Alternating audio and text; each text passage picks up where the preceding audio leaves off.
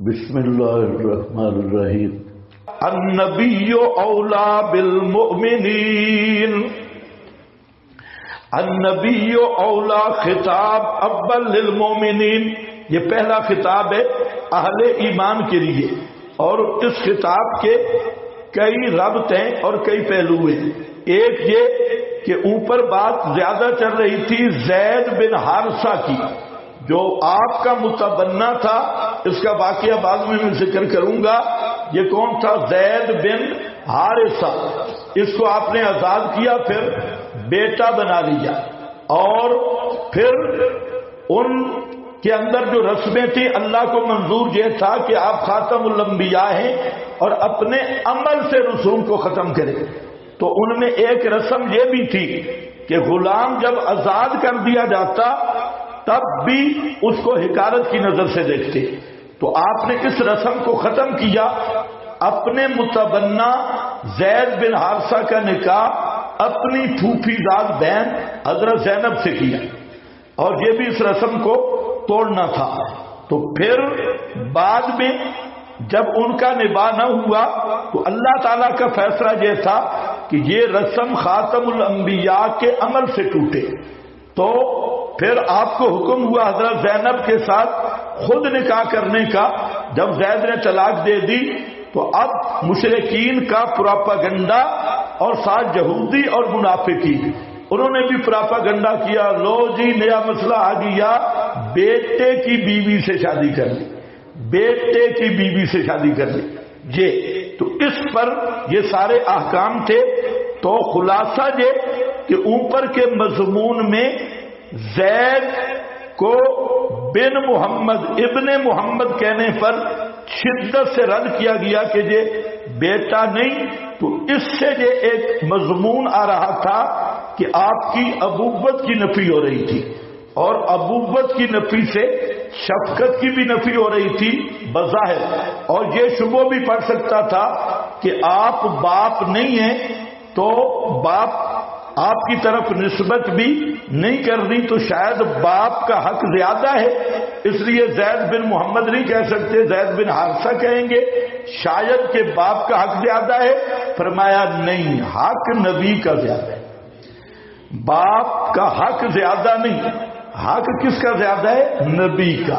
ایک دوسرا، یہ جو پراپاگنڈا مہم چل رہی تھی تو اس میں مومنین کو خبردار کیا گیا کہ خبردار، اب مشرک اور منافق نبی کی عزت پہ حملہ آور ہوں گے اور یہ بکواس کریں گے، تم خبردار کوئی ڈھیلی بات نہ کرنا، اور پیغمبر کے دفاع میں اپنی جان بھی دینی پڑے تو جان بھی قربان کر دینا، اور پیغمبر کریم صلی اللہ علیہ وسلم کا ہر میدان ہر موڑ پہ دفاع کرنا ہے۔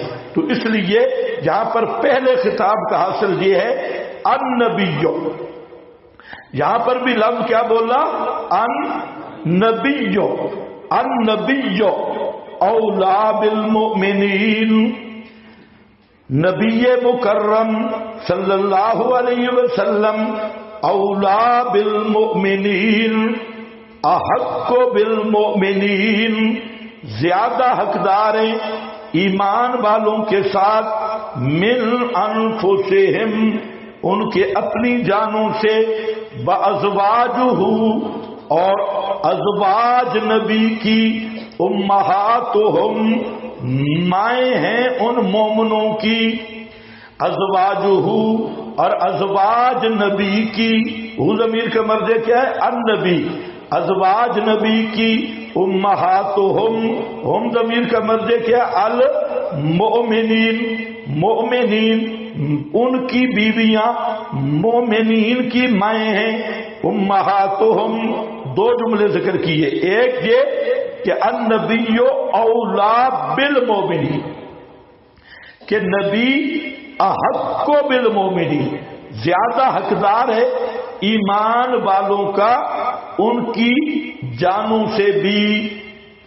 اب یہاں پر خیال کرنا، معنی میں نے کیا کیا؟ احق کو، روح المعانی نے یہی معنی کیا۔ اب بعض حضرات نے معنی کیا اقرب، اقرب، تو اب آگے رضا خانی کرو انہوں نے کہا دیکھیں اقرب، نبی زیادہ قریب ہے مومنوں کی جانوں سے بھی، حاضر ناظر، حاضر ناظر، حاضر ناظر، حاضری ناظری پر کیا، حالانکہ بالکل بے وقوف ہیں، قرآن انہیں چلنے ہی نہیں دیتا۔ اگر جہاں یہی ہے تو آگے ذرا پڑھ، اولو الارحام بعضهم اولا ببعض کا کیا معنی کرو گے؟ سارے رشتہ دار حاضر ناظر، یعنی یہ ایسے پنچر مذاہب ہیں، قرآن نے چلنے نہیں دیتے۔ لا یأتیہ الباطل من بین یدیہ ولا من خلفہ، یہی تو قرآن کا زندہ معجزہ ہے۔ جب بھی کوئی بے ایمان ڈنڈی مارے گا قرآن پکڑے گا، نہیں جانے دے۔ تو اولا کا معنی خود متعین کیا، تو یاد رکھو اولا کا معنی اقرب بھی ہو تو کوئی مسئلہ نہیں۔ وہاں قرابت تعلق کی مراد ہے، قرابت حصی مراد نہیں۔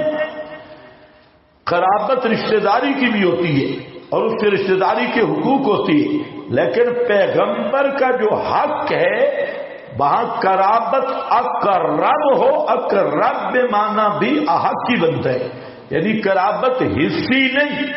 اگر قرابت حصی کہیں گے تو پھر سینکڑوں نصوص کا انکار ہوگا، اور اس پر ادلہ قطعیہ کہنے کہ حاضری ناظری پارٹی بالکل کذاب اور مفتری پارٹی ہے جس کے پاس کوئی دلیل موجود نہیں ہے۔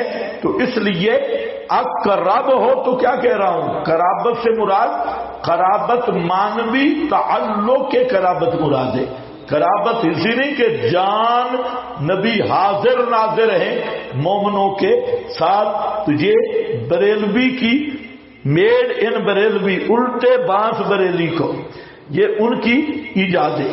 باقی یہ مضمون خود قرآن میں اور احادیث میں مذکور ہے، اور آپ بھی سمجھے کہ نبی اولا بالمومنین، احق بالمؤمنین من انفسہم، ان کی جانوں سے بھی زیادہ حقدار۔ اب کیا مطلب کہ پیغمبر کا حق ایمان کی وجہ سے، ایمان کے تقاضے کی وجہ سے پیغمبر کا حق پوری کائنات سے مومن کے ذمہ زیادہ ہے، اہم ہے اور احق ہے۔ تو پیغمبر کی جہاں بات آ جائے اس کے مقابل جان جاتی ہے تب بھی چلی جائے، مال جاتا ہے تب بھی چلا جائے، باپ جاتا ہے تب بھی چلا جائے، استاد جاتا ہے تب بھی چلا جائے، پیر جاتا ہے تب بھی چلا جائے، برادری جاتی ہے تب بھی چلی جائے، پیغمبر کی سنت پہ ڈٹ جائے اور ہر بدعت کو دفع کر دے، پیغمبر کی سنت پہ ڈٹ جائے اور ہر رسم کو دفع کر دے، پیغمبر کی سنت پہ ڈٹ جائے اور پیغمبر کی سنت کے مقابل مولوی چھوڑنا پڑے چھوڑ دے، پیر چھوڑنا پڑے چھوڑ دے، بزرگ چھوڑنے پڑے چھوڑ دے، مشیخ چھوڑنے پڑے چھوڑ دے، اکابر چھوڑنے پڑے چھوڑ دے، پیغمبر کا حق پوری کائنات سے ایمان اگر ہے تو پھر بالمومنین فرمایا ہے۔ ایمان کا تقاضا یہ ہے کہ اللہ کے رسول کا حق سب سے مقدم ہے، بے شک، سوچ کے بے شک۔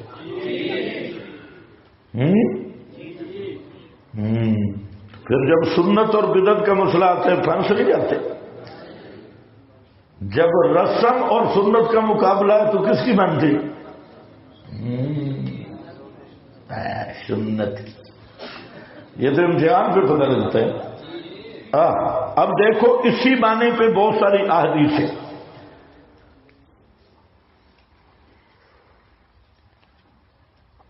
اچھا، بخاری والی حدیثیں تو لکھی بھی پڑی ہیں آپ کی حاشیے پہ بھائی، ہاں، وہ غیر ابی والی بھی لکھی ہوئی ہے، حاشیے میں بہت کچھ لکھا ہے، میں نے خود آج حاشیہ نہیں دیکھا۔ عن ابی ہریرہ ان رسول اللہ صلی اللہ علیہ وسلم قال فوالذی نفسی بیدی، حضرت ابو ہریرہ رضی اللہ تعالیٰ عنہ فرماتے ہیں پس قسم اس ذات کی جس کے قبضہ میں میری جان ہے، رسول اللہ نے فرمایا قسم اس ذات کی جس کے قبضہ میں میری جان ہے، لا یؤمن احدکم، نہیں ایمان لاتا، نہیں ایمان رکھتا ایک تمہارا، حتی اکونا احب الی من والدہ و ولدہ، یہ وہ ہے اولا کا معنی احب، احب الی زیادہ محبوب نہ ہو جاؤں اس کے والدین سے بھی اولاد سے بھی۔ حضرت انس بن مالک فرماتی ہیں ثلاث من کن فیہ وجد حلاوت الایمان، تین چیزیں جس بندے میں موجود ہوں وہ ایمان کی چس محسوس کرے گا، وجد حلاوت الایمان، اسے ایمان کی مٹھاس، چاشنی، چش مستی آئے گی۔ وہ کیا ہے؟ ان یکون اللہ ورسولہ احب الیہ مما سواہما، پہلا یہ کہ اللہ اور اس کے رسول کے ساتھ ان کے علاوہ پوری کائنات سے زیادہ محبت ہو، وَأَن يُحِبَّ الْمَرْءَ، یہ کہ ان یحب المرء لا یحبہ الا ان یحب المرء، کسی آدمی سے محبت کرتا ہے نہیں محبت کرتا مگر صرف اللہ کے لیے، اور وَأَن يَكْرَهَ، اور توحید میں اتنا پکا ہو گیا، اتنا مضبوط ہو گیا، ان یعود فی الکفر کما یکرہ ان یقذف فی النار، آگ میں جانا قبول کر لے لیکن کفر کی طرف پلٹنا قبول نہ کرے، یہ تسلب ہے، اور ایسا پکا ہو گیا۔ جب یوں پکا ہو گیا تو وہ آدمی حلاوت ایمان کو محسوس کر لے گا۔ سمجھ گئے کہ نہیں؟ محسوس کر لے گا۔ آگے ایک حدیث ہے لیکن اس پہ بحث ہے لمبی اور آپ سارے سمجھ بھی نہیں سکتے، بہرحال یہ حدیث پہ اشکالات بھی ہیں، جوابات بھی ہیں، تو بات کہیں اور نکل جائے گی۔ میں نے آپ کو صرف ایک بات بتانی تھی کہ اولا کا معنی کیا ہے۔ اولا کا معنی احق ہے، اولا کا معنی احب ہے، سمجھ گئے کہ نہیں؟ اور اسی معنی میں اگر کوئی اقرب کرے تب بھی مسئلہ نہیں ہے، لیکن اقرب کا معنی حاضر ناظر کرنا یہ کفر بواح ہے اور صریح کفر ہے، اور کئی نصوص کے معارض اور بنتا بھی نہیں۔ آگے اولا بے بازن آیا ہوا ہے، بالمؤمنین من انفسہم، تو جب نبی کا حق مقدم ہے تو نسبت نبی کا احترام واجب ہے۔ تم نے سمجھا کوئی نہیں، میں نے کیا کہا؟ جب نبی کا حق احق ہے تو نسبت نبی کا احترام واجب ہے، اور نسبت نبی کے جہاں جن افراد اور مقدسات کو ذکر کیا یہ عزت، توقیر اور تعظیم کی سب سے زیادہ حقدار ہے، سب سے زیادہ۔ ویسے آپ کی نسبت کا احترام من توقیر ہی توقیر و اصحابی ہی، قاضی یاد نے لکھا ہے من توقیر ہی توقیر و اصحابی ہی، پیغمبر کی عظمت اور عزت سے پیغمبر کے صحابہ کی توقیر اور عزت کرنا ہے، اور من توقیر ہی توقیر و ازواج ہی، پیغمبر کی نسبت کا جو سب سے بڑا فیض ہے، صحابہ تو درجات ہیں، مقامات، لیکن جو تکریم اور تعظیم کا مقام ہے تو آپ کی پوری نسبت میں سب سے اہم اور مقام اعظم کی مستحق وہ ازواج مطہرات ہے۔ اس لیے جہاں اطرت کا لفظ نہیں ذکر کیا. کیا آنا چاہیے تھا؟ النبی اولا بالمؤمنین من انفسہم وعطرتہ.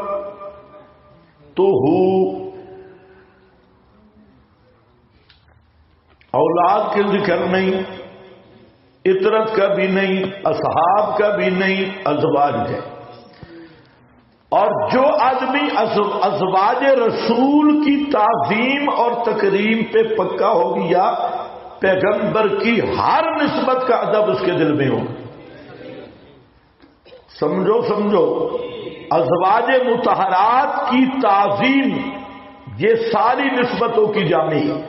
اس لیے قرآن نے ازواج مطہرات کی بات کی ہے کہ جو آدمی پیغمبر کی ازواج کی تکریم اور تعظیم و تشریف کا قائل ہے وہ صحابہ کا گستاخ نہیں ہو سکتا، اور جو پیغمبر کی ازواج کی تعظیم و تکریم کا قائل ہے وہ پیغمبر کی اولاد کا دشمن بھی نہیں ہو سکتا.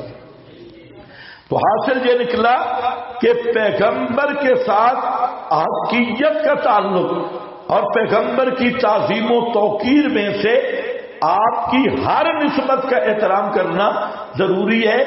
اور 3 بڑی نسبتیں ہیں، اور بھی بڑی نسبتیں ہیں. آپ کے اصحاب کی عزت، آپ کی اولاد سے محبت اور آپ کی ازواج کی تعظیم و تکریم، یہ نسبت رسول ہے.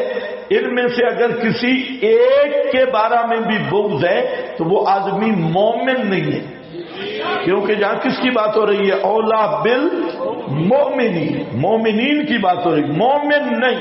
باقی ذاکر بے شک ہے اور سپریم لیڈر بھی بے شک ہے اور بھی اس کے بڑے بڑے القاب ہوں گے، لیکن ایمان نہیں. ایمان کے لیے ضروری ہے آپ کی ازواج کی تعظیم اور تکریم، اور آپ کی ازواج میں سے سب سے بڑی معظمہ، سب سے بڑی مکرمہ اور سب سے بڑی عتیقہ اور صدیقہ وہ ہے حضرت عائشہ رضی اللہ تعالی عنہا. اس لیے جو حضرت عائشہ کی جو تعظیم کر گیا وہ اپنا نسب بھی بچا گیا، اپنا خون بھی بچا گیا اور وہ اپنا ایمان بھی بچا گیا. ادھر ہی سارا امتحان ہو جاتا ہے. اور جتنے باطل فرقے سب کے سب حضرت عائشہ کے دشمن، للڑ بھی دشمن. یہ بھی للڑ کہتے ہیں رائیوہا رائیو النساء. اور للڑوں کے شیخ الحدیث ایک طرف لکھ رہا ہے کہ صحیح بات یہ ہے کہ 14 صدیوں میں اسلام کا نام لینے والا کوئی بھی سما موتا کا منکر نہیں گزرا. پھر آگے لکھتا ہے حضرت عائشہ منکر ہے. کس میں فتویٰ لگا رہے؟ اور آپ کا وہ جو خیبر پختونخوا کا باندر ہے اس نے کیا لکھا کہ حضرت عائشہ کی بات سے تو بچوں کو بھی ہنسی آتی ہے. ہزار کو بھی اس سے بھی یاد ہے بڈھا کہتا ہے. اسی طرح مجموعہ کتب میں بھی فتویٰ ایک طرف لکھتا ہے کہ سماع موتا تواتر سے ثابت، پھر لکھتا ہے کہ تواتر کا انکار کفر ہے، پھر لکھتا ہے حضرت عائشہ سماع کی منکر ہے. اب بتاؤ فتویٰ کس پہ جا رہا ہے؟ پھر سرفراز خان صفدر صاحب انہوں نے لکھا کہ جو موتا کے شعور کا انکار کرے اگر وہ کافر نہیں تو ملحد ضرور ہے. جو مردوں کے سماع شعور کا منکر ہے وہ کافر نہیں تو ملحد ضرور ہے. اور پھر کہتے ہیں حضرت عائشہ انکار کرتی. اور پھر مولوی سرفراز خان صفدر کہتے ہیں ہم نے کلمہ عائشہ کا نہیں پڑھا، کلمہ نبی کا پڑھا ہے. یہی بات غیر مقلد کہتی ہے. اور رافضی تو رافضی ہے، یہاں ہم دیوبندی کی بات کر رہے ہیں. اور احمد رضا خان نے وہ بدتمیزی کی ان کی ہدایت بخشش حصہ 100 میں حضرت عائشہ صدیقہ کے ساتھ ایسی بدتمیزی کے اشعار کہے کہ کوئی شریف آدمی ان کو زبان پہ نہیں لا سکتا. اس لیے اب جب رضاخانیوں نے دیکھا کہ ہمارا امام بھی پٹڑی سے اترا تو اب ہدایت کے بخشش کا تیسرا حصہ انہوں نے حذف کر دیا. وہ شاید نہیں کر رہے. اب حذف کرنے سے مولوی احمد رضا کا ایمان تو ثابت نہیں ہوگا. اس نے تو جو بے ایمانی کرنی تھی کر گیا. اب تم حذف کرو گے تو کیا حذف کرنے سے کیا ہوگا؟ کچھ بھی نہیں. تو اس لیے ذرا خیال کرنا. ازواجہ امہاتہم، بیویاں نبی کی مومنوں کی مائیں ہیں. اچھا اب ذرا سمجھ رہے اس پر ہمارے للڑ برادری اور بعض بزرگوں کو بھی غلط فہمی اور للڑ برادری نے اس کی غلطی کو لے لی. اب بات سمجھیں، مسئلہ میری طرف توجہ. انہوں نے کہا کہ دیکھو نبی کریم صلی اللہ علیہ وسلم کی ازواج سے آپ کے بعد نکاح اس لیے جائز نہیں کہ آپ پر جو موت آئی آپ کی روح نہیں نکلی اور وہ موت ساتر حیات تھی، قاطع حیات نہیں تھی، تو ایک لمحہ کے لیے بھی حیات دنیاوی منقطع نہیں ہوئی. اس لیے آپ کے جو مال تھا وہ ملک سے بھی نہیں نکلا اور آپ کی ازواج کا جو نکاح تھا وہ بھی ختم نہیں ہوا.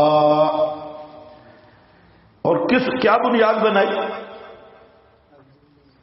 کیا بنیاد بنائی؟ موت کی حقیقت کا انکار کیا. بولو، آپ نے مسئلہ پڑھ لیا. حقیقت موت کا کیا کیا؟ انکار. اور موت کے مفہوم میں تحریف کی اور بالکل مرزا قادیانی والا مفہوم لے لیا موت کا کہ موت جو ہے اس سے روح نکلتی بھی نہیں، اور دوسرا یہ ہے کہ موت ساتر حیات ہے اور اس سے حیات دنیاوی ایک لمحہ کے لیے بھی منقطع نہیں ہوئی اور نیچے چھپ گئی. جیسے برتن میں چراغ رکھو اوپر ڈھکن دے دو تو وہ روشنی سمٹ جاتی ہے، یہ بھی نہیں پتا کہ روشنی بجھ جاتی ہے. چلو بہرحال سمٹ جاتی ہے، کٹھی ہو جاتی ہے. تو یہ للڑ کی اختراع ہے جو 14 صدیوں میں ماشاءاللہ یہ المہندی گروپ ہے اور یہ للڑ برادری کو شرف ہوگا نئی دریافت کا. آپ قرآن پڑھ چکے ہیں کہ انبیاء غیر انبیاء سب کے لیے اربع ابدان سے جدا ہوتی ہے. آپ اس پہ احادیث پڑھ چکے، انبیاء غیر انبیاء سب کی موت یہی ہے کہ اربع ابدان سے جدا ہوتی ہے اور جدا ہو کر اربع انبیاء رفیق اعلی میں ان کا مستقر ہے. وہاں قیامت تک اربع انبیاء رفیق اعلی کے اندر رہیں گی اور نفخہ ثانیہ کے بعد وہ اربع ان ابدان کے اندر واپس آئیں گی. اس پر میں نے آپ کے سامنے غالباً 95 حوالہ پیش کیا.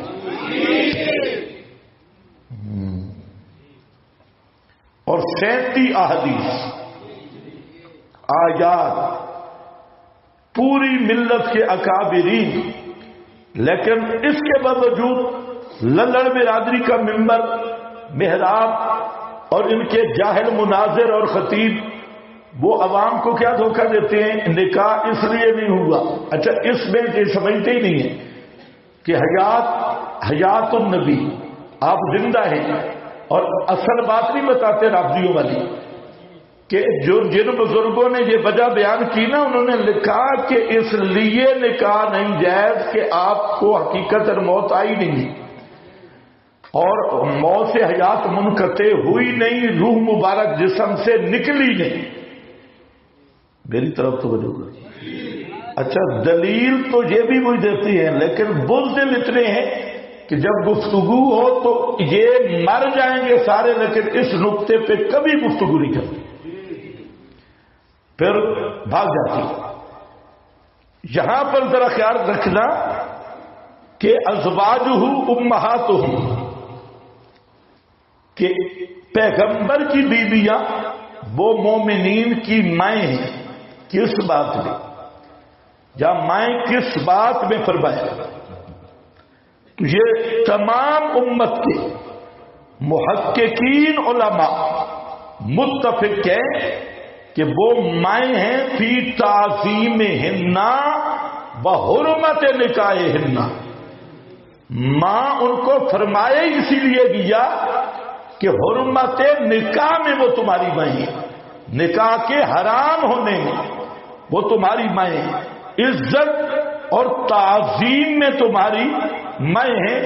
تو جب قرآن نے امہات کہا، ظاہر بات ہے وہ جسمانی مائیں تو نہیں، تو پھر قرآن نے انہیں امہات کیوں کہا؟ فرمایا کہ تمہاری ماں ہیں کس میں؟ بولو بولو بولو. فی حرمت نکاح ہننا، اسی تحریم نکاح میں تمہاری مائیں ہیں. اور پھر لا تنکحو کی نص موجود ہے. اور پھر اگر پہلی بات تو ہے کہ یہ چبلوں والی علت بیان کرنے کی ضرورت ہی نہیں، یہ سارا ہے ہی فرار. یہ جو موت کا تم نے مانا بدلہ ساتتے رہے تے کاتے نہیں تے روح نہیں نکلی تے فلاں تے میتوں نہ لگ تے میتوں نہ لگ، یہ ساری تمہاری چال بازی اس کا میں پورا پول کھول چکا ہوں اور پورا جواب دے چکا ہوں. یہ صرف عوام کو فراڈ لگانا ہے اور تحریف فی النصوص کی بدترین شکل ہے. اب مسئلہ ہے کہ ذرا پہلے دیکھیں پھر میں چند باتیں عرض کرتا ہوں. ازواجہ امہاتہم، کیا فرماتے ہیں بزرگ؟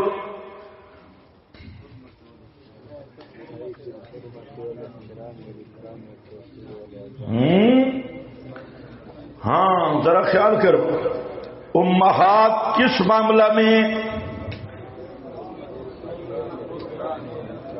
کہاں سے شروع کرو گے؟ تو بہت لمبی بات تھی. ہاں اے فل حرمت، کون ہے بزرگ کا نام لو؟ کون ہے؟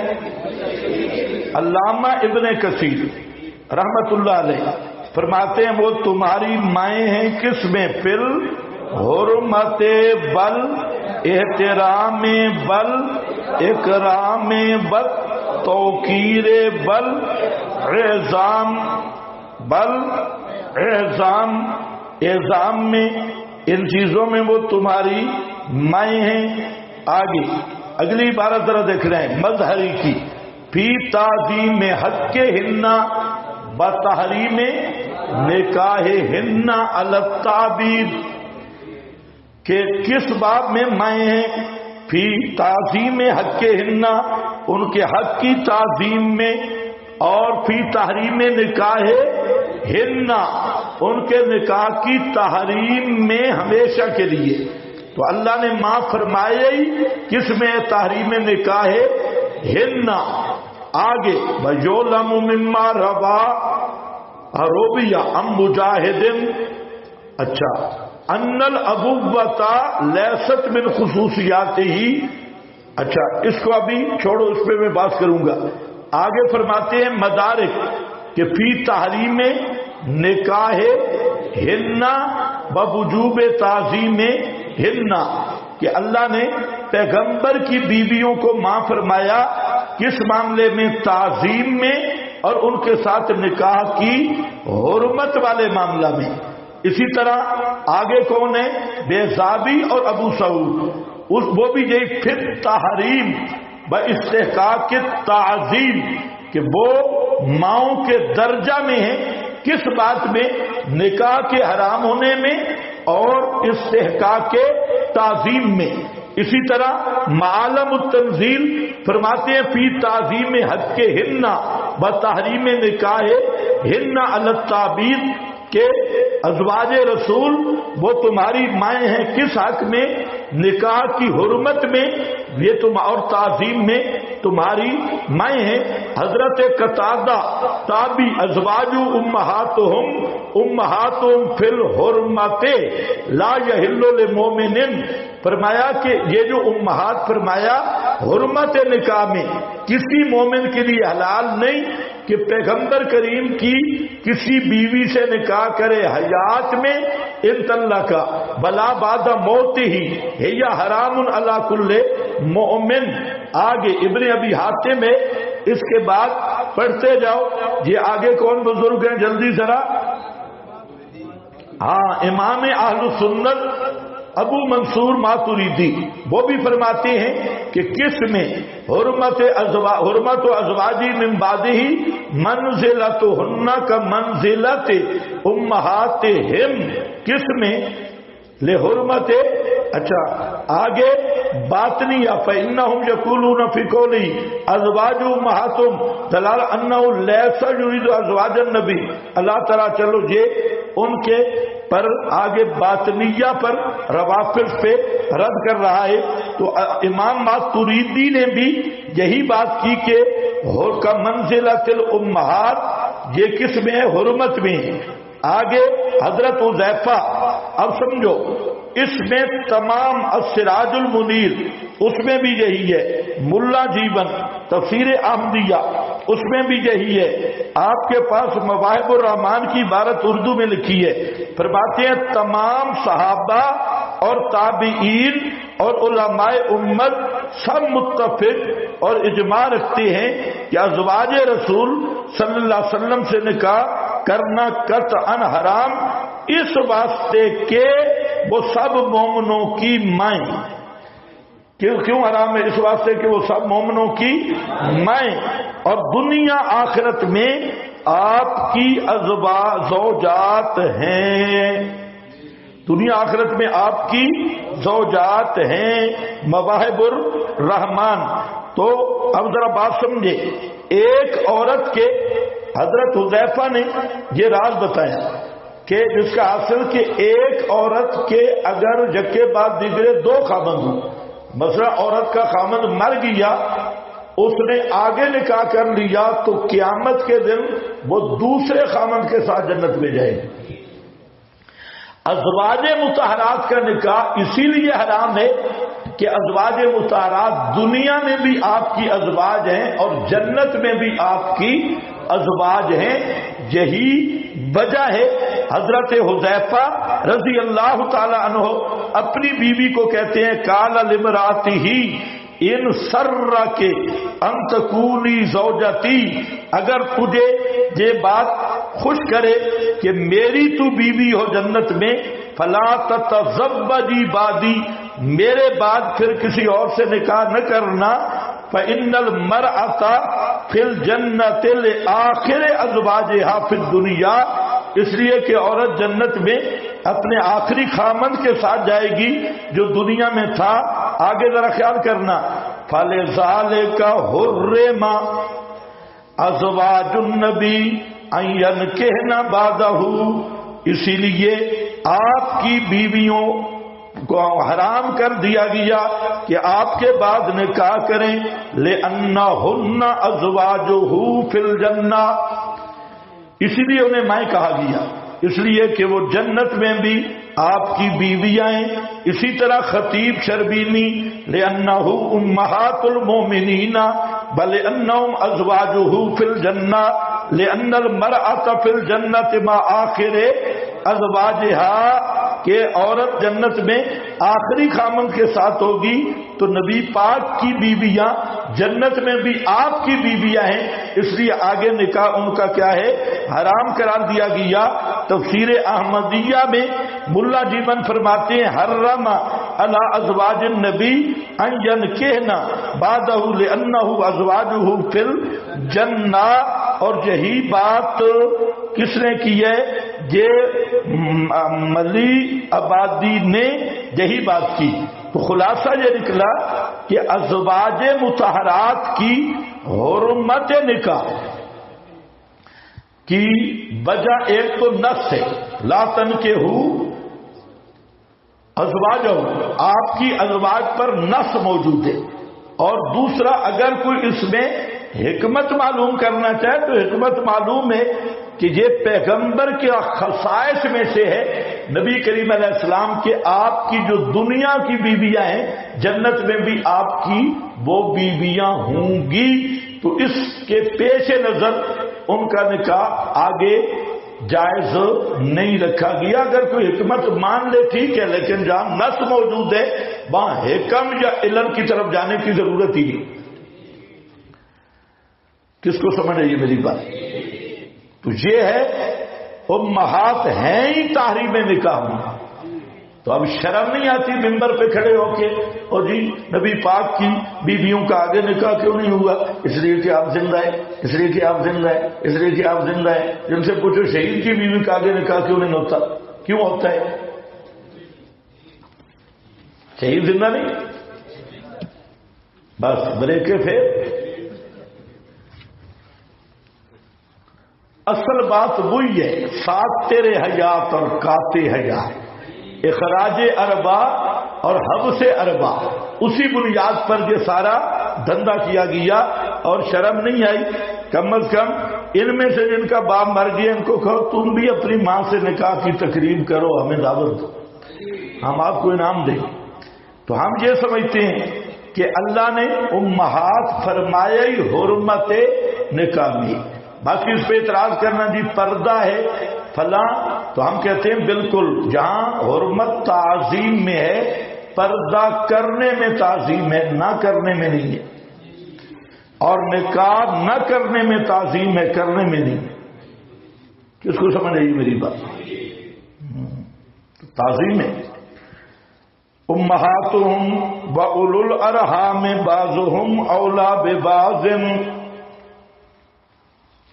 اور رشتہ دار اولو الارحام، رشتہ دار بعضهم اولا ببعض، بعض ان کے زیادہ حقدار ہیں ساتھ بعض کے فی کتاب اللہ، اللہ کی کتاب یعنی حکم شرعی میں، من المومنین بنسبت دوسرے مومنوں کے اور مہاجرین کے، الا ان تفعلوا مگر یہ کہ کرو تم طرف اپنے دوستوں کے معروفاً کوئی احسان یعنی وصیت وغیرہ، کان ذالک ہے یہ بات فی الکتاب کتاب میں مستورہ لکھی ہوئی. بعد نے کہا الکتاب سے مراد لوح محفوظ یا کتب سابقہ، میں کہتا ہوں الکتاب سے مراد قرآن ہے اور مراد سورہ الانفال ہے، آیت نمبر 72 73 74 ہے. وہاں یہ مسئلہ لکھا ہے اور انفال نازل ہوئی ہے احزاب سے پہلے، اسی کا حوالہ دیا گیا فی الکتاب مستورہ. توجہ ہے میری طرف؟ مسئلہ کیا ہے؟ مسئلہ یہ ہے کہ جب شروع ہجرت کا زمانہ تھا تو مہاجرین اور انصار کے درمیان مواخات قائم کی گئی، بھائی چارہ. مہاجر ایک مہاجر انصاری کے ساتھ اسے بھائی بنایا گیا. اس کو کیا کہتے ہیں؟ مواخات مدینہ. چونکہ مہاجرین مدینہ میں تشریف لے گئے، انصار میزبان تھے، یہ مہمان تھے. اب ان کا کاروبار بھی نہیں تھا، رہائش مکان بھی نہیں تھا، تو حضرات انصار نے قربانی کا حق ادا کیا اور انہوں نے انہیں مکان بھی دیے، اپنی زمینیں بھی دی، اور نبی پاک علیہ السلام نے 2 آدمیوں کے ساتھ جو بھائی چارہ قائم کیا. تو اس وقت مہاجر انصاری کا وارث بھی بنتا شرعی، اور انصاری مہاجر کا شرعی وارث بنتا ان میں سے اگر کوئی فوت ہو جاتا. ایک بات کی یہاں میں وضاحت کرنا چاہتا ہوں جو خطیبوں نے مشہور کر رکھی ہے کہ جن انصار کی 2 بیویاں تھیں تو انہوں نے طلاق دی اور مہاجرین کو کہا ایک تو لے لے. یہ خطیبوں کا اپنا ذہن ہے. باقی یہ ہے کہ انصار نے ہر طرح کی قربانی دی، لیکن یہ بیویاں دینے والی قربانی نہیں ہوتی. یہ ان خطیبوں کو تھوڑا حیا بھی کر. ہاں بھائی، یہ بیویاں تبدیل کرنے والی یہ قربانیاں نہیں ہوتی. اور نہ کوئی ایسا واقعہ پیش آئے، ایسا کہیں بھی آپ کو احادیث صحیحہ سریہ میں ایسا واقعہ بالفعل کہیں بھی نہیں ملے گا. بعض جگہ پہ جی پیشکش موجود ہے، لیکن وہ پیشکش اس طرح کی نہیں جس طرح لوگ بیان کرتے ہیں۔ بہرحال یہ جو بھائی چارہ قائم ہوا، اس میں مہاجر انصاری کا وارث بنتا، انصاری مہاجر کا وارث بنتا ایک۔ دوسرا سورہ انفال میں پوری وضاحت ہے کہ وہاں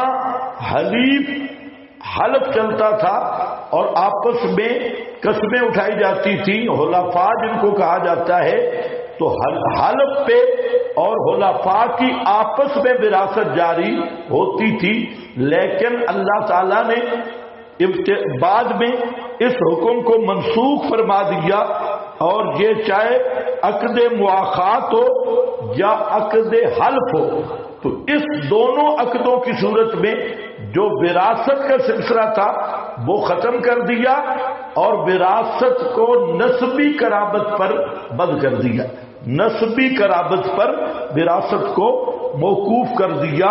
تو یہ ایک مسئلہ پیش آیا، تو ان پر بھی امہات کا لفظ آیا، تو اس سے بھی ازالہ شبہ بھی ہے کہ جب وہ مائیں ہیں تو نسبی وراثت بھی ملے گی؟ فرمایا نہیں، مائیں ہیں تعظیم میں، مائیں ہیں حرمت نکاح میں، رہ گئی امہات کا، جیسے ماں کا بیٹا وارث بنتا ہے مال میں، ایسی وراثت بھی نہیں ہوگی، عقد مواخات والی وراثت بھی نہیں ہوگی، عقد حلف والی وراثت بھی نہیں ہوگی، بلکہ وراثت کس پہ ہوگی؟ اولو الارحام، ذوی الارحام، صاحب رشتوں کے، بعضهم، تو جہاں ارحام جو نسبی رشتے ہیں وہ بعض کے زیادہ حقدار ہیں، ساتھ بعض کے اللہ کی کتاب یعنی حکم شرعی میں بنسبت ایمان والوں کے اور مہاجرین کے، الا ان تفعلوا، ہاں تو وراثت کے حصے تو نہیں بنیں گے، الا بمعنی لیکن ہے، لیکن اگر تم اپنے دوستوں کے ساتھ، حلیفوں کے ساتھ، بھائیوں کے ساتھ کوئی احسان کرنا چاہو، یعنی وصیت ان کے حق میں کرنا چاہو ثلث مال سے، تو وہ کر سکتے ہو کیونکہ وہ تمہارے وارث نہیں۔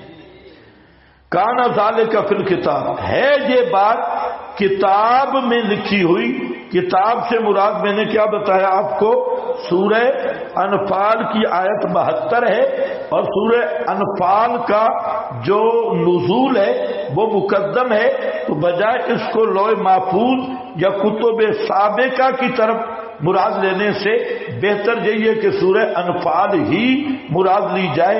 وَإِذْ أَخَذْنَا مِنَ النَّبِيِّينَ مِيثَاقَهُمْ، یہ خطاب للنبی ہے، پہلے اہل ایمان کو حکم دیا کہ پیغمبر کی عزت، پیغمبر کی حرمت، پیغمبر کا احترام کا حق تمہاری اپنی جانوں سے بھی زیادہ۔ حضرت شیخ القرآن جہاں جملہ کہتے تھے جب پیغمبر کی عزت اور حرمت کا مسئلہ آئے اپنی جانوں پہ کھیل جاؤ اور پیغمبر کا دفاع کرو، یہ اہل ایمان کو خطاب ہے۔ اب یہ خطاب ہے نبی پاک کو صلی اللہ علیہ وسلم، کیونکہ پیغمبر کریم کا فرض منصبی ابلاغ، پورا مسئلے کا بیان، اور ہر رسم کو توڑنا، آپ آخری نبی ہیں، ہر رسم کو توڑنا، ہر بدعت کو توڑنا، اور ہر غلطی کا توڑ کرنا، تو اس لیے آپ کو یہ خطاب احساس سے ذمہ داری کے لیے ہے، اور مقصد یہ ہے کہ میرے پیغمبر آپ نہ منافقوں کی، نہ مشرکوں کی، نہ کسی اور کی پرواہ کرے، آپ کا کام ہے مسئلہ کھول کے بیان کرنا، آپ شرع صدر کے ساتھ اپنی ڈیوٹی ادا کریں، باقی حفاظت کرنے والا میں ہوں، آپ اپنی ذمہ داری میں کسی طرح کمی نہ آنے دیں۔ تو اس سیاق میں فرمایا